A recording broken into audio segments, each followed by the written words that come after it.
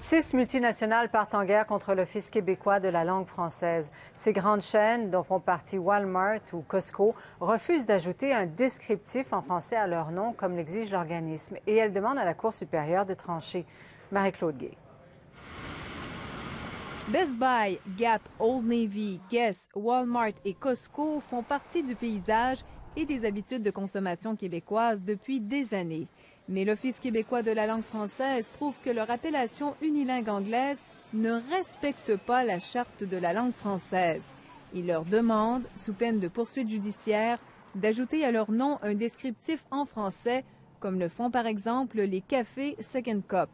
Les entreprises accusent l'Office de changer les règles en cours de route. Les commerces étaient aussi détenteurs de certificats de francisation pour certains depuis plus de 20 ans et donc étaient vraiment convaincus qu'ils respectaient la loi. Je pense qu'on n'aurait pas dû leur donner le certificat de francisation, mais de toute façon, les lois, ça évolue, ça change dans tous les secteurs.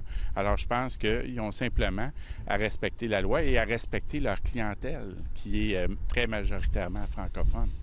Mais les 6 multinationales tiennent à préserver leur marque de commerce. La problématique, c'est dans l'application. Alors, d'abord, c'est un choix d'affaires. Évidemment, on parle de coûts.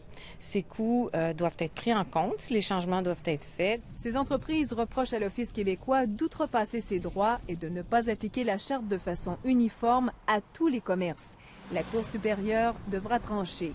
Mais que pensent les consommateurs de cette polémique? Le nom, il vaut quasiment le français. Le Walmart est tellement connu que moi, je vois pas de mal à ça. Hein. En plus, si je change les noms, ça va me produire un problème. Il va falloir que je fasse « Ah non, Walmart, ça s'appelle plus Walmart ». Comprenez-vous? Je pense que le fait d'être au Québec, sans nécessairement être plus partisan ou moins partisan, je pense que c'est se respecter soi-même. Puis de toute façon, on agite là, c'est les encourager, mais je pense que ce serait une reconnaissance envers la clientèle. Bref, pas de boycottage en vue. Marie-Claude Gay, Radio-Canada, Montréal.